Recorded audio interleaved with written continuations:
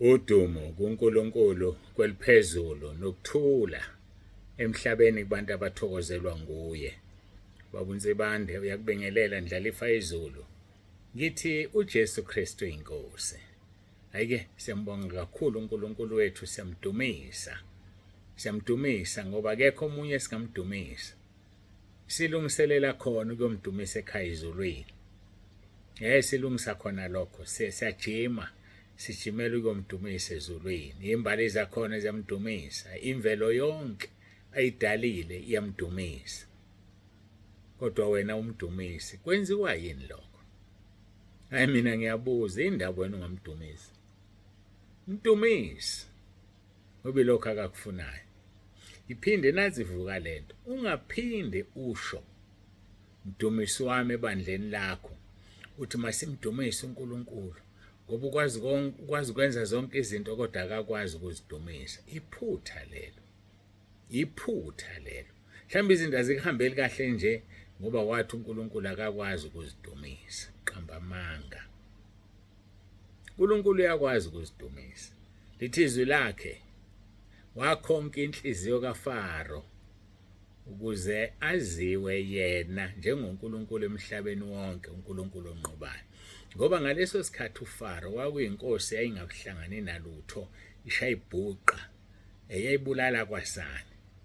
uNkulunkulu wakhonka inhliziyo yakhe ngoba efuna ukumfaka olwandle olubomvu, akhombise ukuthi unguNkulunkulu, akakwazi ukubhekana nomuntu. Akekho umuntu ongama phambi kwecebo lakhe. Hayi akekho ongama phambi kwecebo lakhe, ayingeke.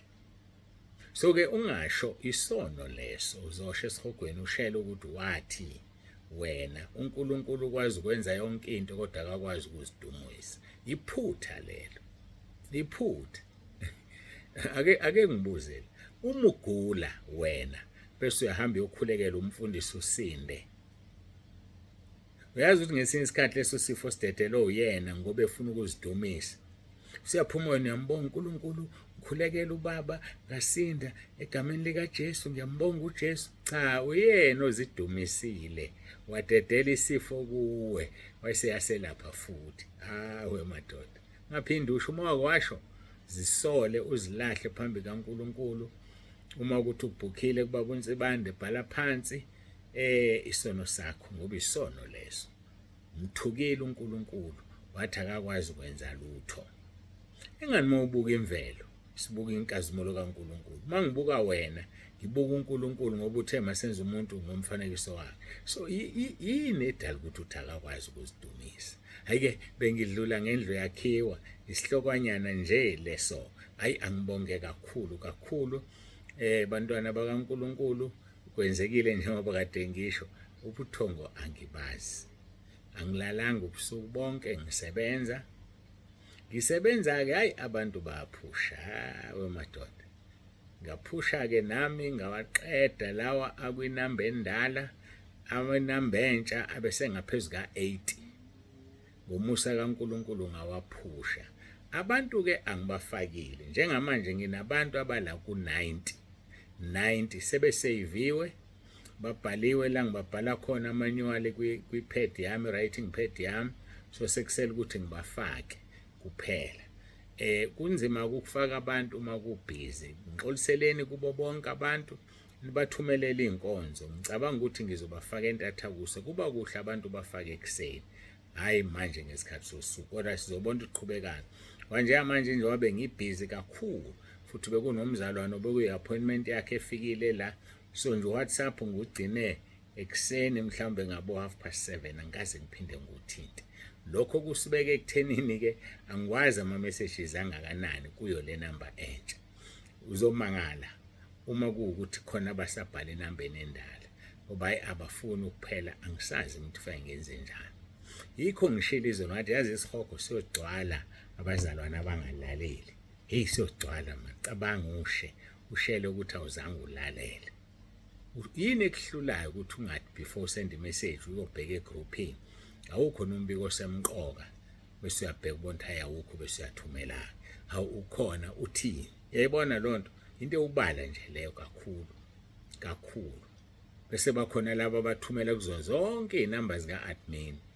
angikwazi phela ukusebenza ngivulele ucingo abanye bathumele kuzo zonke ngesikhathi esisodwa. Hawu, uthi uma uthi uvula lolu nangu usibani bani, uvula lolu nangu hayi bafowethu, hayi kahle.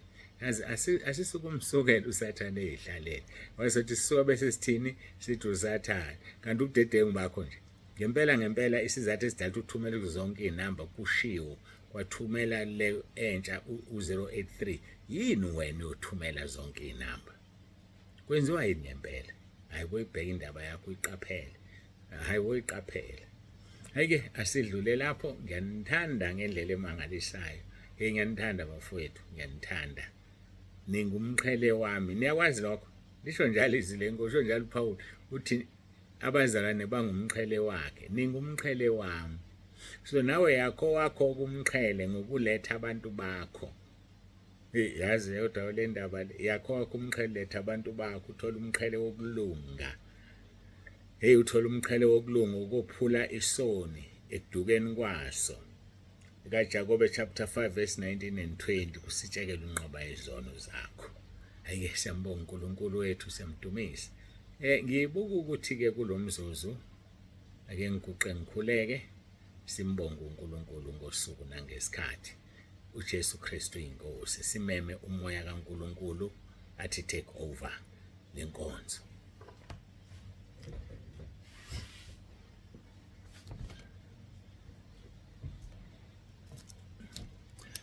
Baba wethu ongcwele, baba olungileyo, uNkulunkulu wethu onomusa, siyazithoba phambi kobuso bakho, siyabonga. Siyakubonga Nkosi, akekho ufana nawe, akekho njengawe. UnguNkulunkulu ezulwini, unguNkulunkulu emhlabeni. Thatha udumo Nkosi nangaso lesi sikhathi. Zidumise Nkosi, ngiyacela. Akekho ufana nawe, akekho njengawe. UnguNkulunkulu ezulwini nasemhlabeni. Moya ongcwele ithathele inkonzo ngesakhe izandla, ukhulume, uzambule. uNkulunkulu wethu siyathoba phambi kobuso bakho. Siyathoba moya ongcwele. Siyathoba uNkulunkulu Baba, siyathoba uNkulunkulu Indodana, uJesu Kristu inkosi yethu. Amen.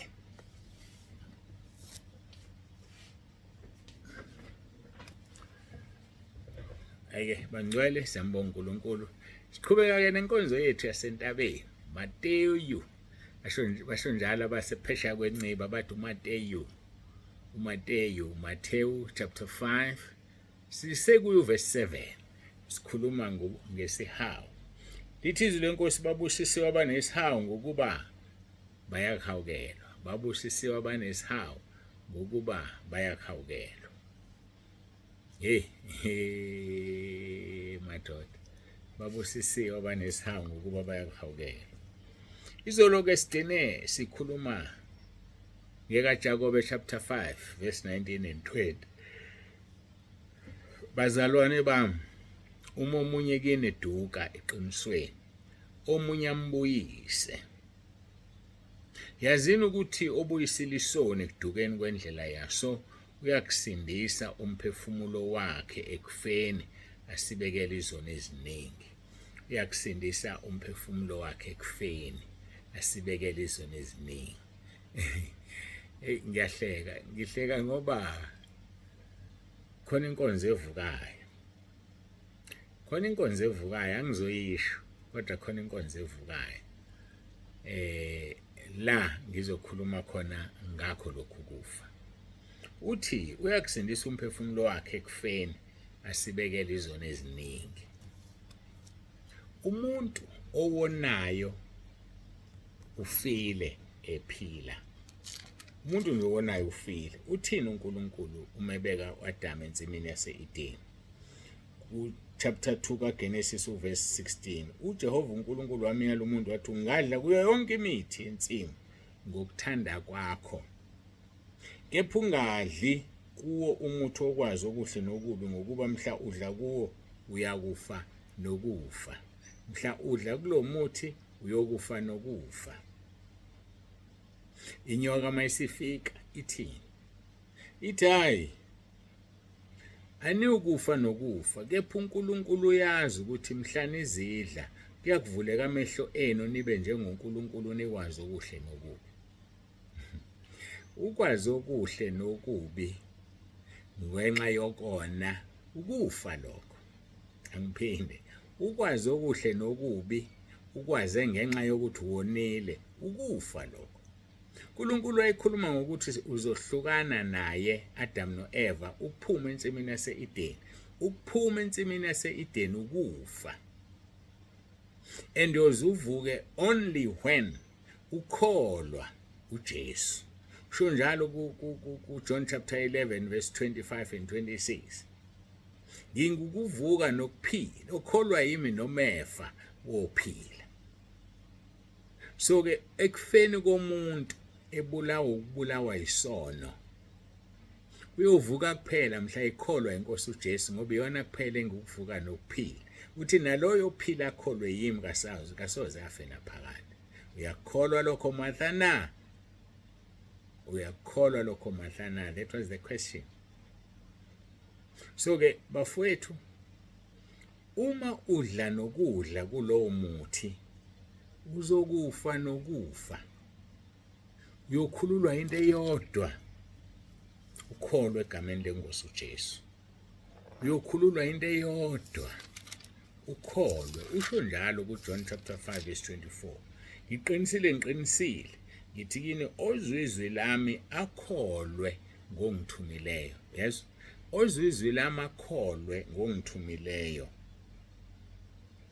unokuphila okuphakade. Yizwi lenkosi nje walikhuluma manje bese uyakholwa. Unokuphila okuphakade, awusaye kwahlulelweni. Ngoba kwahlulelweni kuhlulelwa abantu abafile. Sho njalo isambulo 20 verse 11, ngase ngibona izihlalo zobukhosi nabafileyo bama ukuba bahlulelwe. So ke uma wena ukholwa inkosi uJesu ngeke uhlulelwe, ngoba usuyaphila. Kuhlulelwa abafile spiritually, angisho ukuthi abafe ngomzimba. Ukufa emzimbeni kuuphuma kulomhlaba uyongena kulomhlaba ongale. So indlela yokuya kuona lo mhlaba ukuthi umzimba ufe, ungene emgodini, upheme umphefumulo, ngoba iwona kuphela okwazi ukungena kuloya mhlaba. Esihogweni inyama ingeni, kungena umphefumulo. Ezulwini inyama ingeni, kungena umoya, kungena umphefumulo. So wena uma ungakholwa ufile. Uma nje wena ungakholwa, you are just dead. Lithi ke izwi silifquotayo uJakobe chapter 5 verse 19 and 20. Bazalwane bami, uma umunye eduka eqinisweni, omunye ambuyise, yazini ukuthi obuyisile isoni edukeni kwandlela yaso uyakusindisa umphefumulo wakhe ekufeni. Yezwa, usindisa umphefumulo wakhe ekufeni, ngoba inqwaba yezono izositshekelwa, ngoba izono ezibulala umuntu. So inqwaba yezono zakho izositshekelwa ngenxa yokuthi ubuyisa isoni ekudukeni kwazo. Yazi mina uma bengaba wena, ngicabange ngalendlela engicabanga ngayo, kusho lokho. Phela mangaba wena ngizokwenza noma uwenza wena, ngoba ngubani? Ngiwena. So kufanele ngisheshe ngisekele ngithi uma ngaba wena bese ngicabanga ngalendlela engicabanga ngayo, ngabe ngiyakhuthala njengabanye. Khona abantu abakhuthele la. Yabona nje sekunabantu engibaziyo, yabona uma ngifuna ukufaka abantu ngibona beyindlala, khona amagama engivele ngiwavula ngishone kuwona, ngifike ngithole 5 6 sometimes 15 names already okwami ukwasave, ngiqeda ukwasave ngiwafake kwi-list bese ngilinde ikusasa ekuseni. Yazini lokhu bafowethu, abantu bangeniswa ekuseni every day kusukela ku1:30 kuya ku5:30. So laba abantu abangithumelela abantu ntambama, amathuba amaningi labo bantu bazofakwa the following day, ngoba phela ngisuke senginabantu ebengibalayinile imini yonke. Ake sithi mase ngibafakile abantu ngo5:30, sengiqala ke manje ngidila nalabo bantu wena obalethe ntambama izolo, sebehlalela ikusasa ekuseni. So mawufuna abantu bakho besheshe bahambe, obalethe ekuseni, kusho ukuthi ngakusasa ekuseni bayangena. Mawubaletha ntambama namhlanje ngeke bangene kusasa ekseni ngoba ngibhizi nalabo abalethwe ekseni nasemini. Labo bakho balethe ntambama bayongena ngesonto ekseni njengokule kumgqibelo namhlanje. Kanti ubalethe ntambama ubalethe ntambama izolo. So bayongena ngesonto ekseni hayi kusasa. So ke ngifuna nikwazi lokho ukuze wazi ungalethi. Khona abanye uthola umuntu useyangiphusha amlethe kabili umuntu ngoba ethi angimbonanga. Akekho umuntu engambonanga. Igroup isinkulu. Funda ukubekezela. Funda ukubekezela uyeke ukujaha. Ngakho ke letha abantu uma ngiwuwe ngicabanga ngendlela engicabanga ngayo. Hey bengayophumula mina ngiletha abantu. Bengothi ngizivuma izono zami ngapha ngizibhala ngibe ngiletha abantu ngapha ukuze ngenze sure ukuthi ngiye ekhaya ezulwini. Ngiya ekhaya ezulwini. Lethana abantu bafowethu.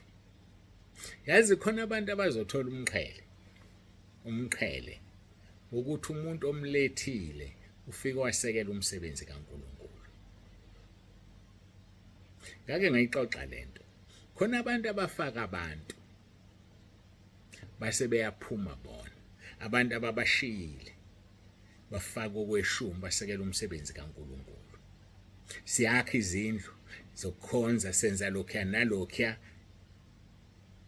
Ngoba lo owahambayo waletha umuntu onikelayo. Hey kodwa bakithi kukhulu ukukholwa kujulile. uNkulunkulu ubonile ukuthi ngeke lo muntu angene ekhaya lezwi. Kodwa uyamfuna ukuthi akeze azonikela athola isibusiso angene ezulwini. Akodwa bese thinta umuntu angenandaba naye ukuthi akangene ekhaya lezwi. Khona ezoletha laba abantu ngoba uconnected nabo abaletha bese phuma yena ayisogweni.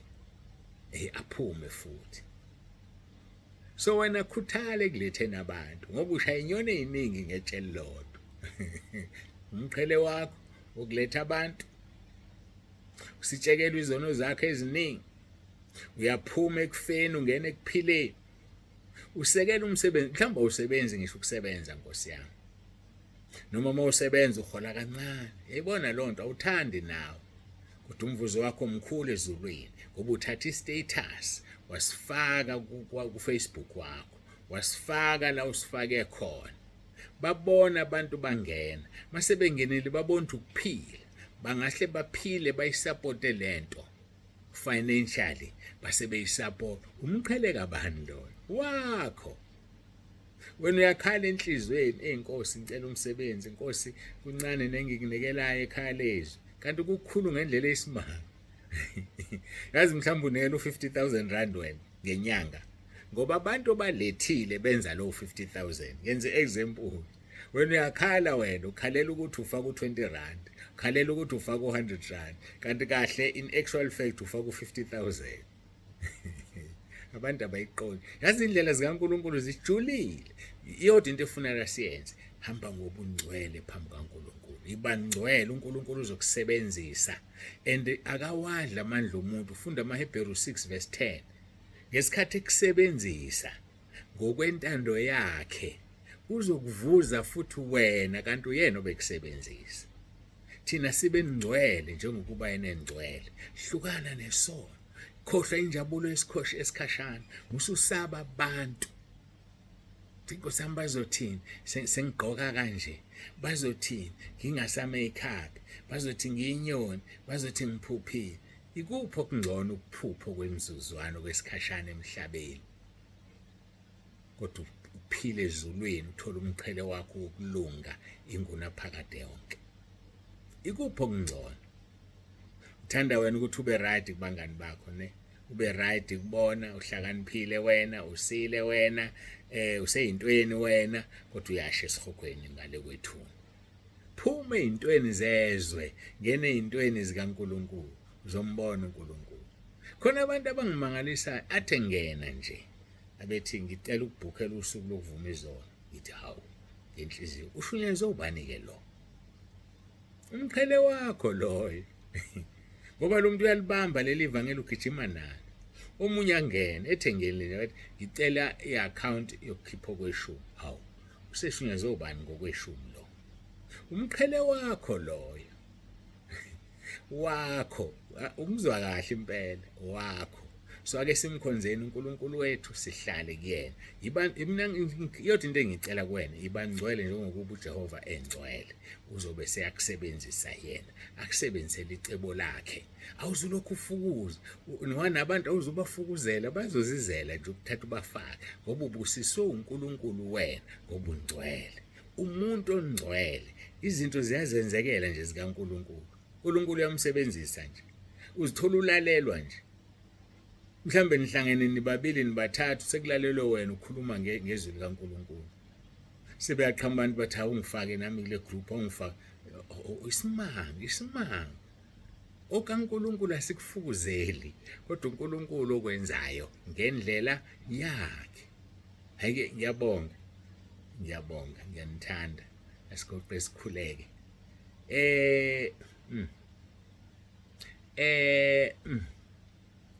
Kuthi angisho ukuthi asihlangane kuphi ngempela sonto. Asigoqe sikhuleke.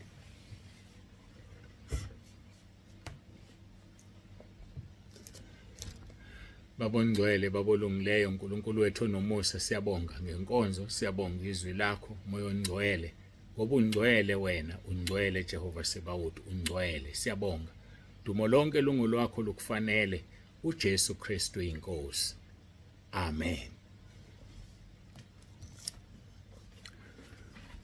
Siyambonga uNkulunkulu wethu kakhulu baba uNsibande useyavalelisa uthi uJesu Kristu inkosi.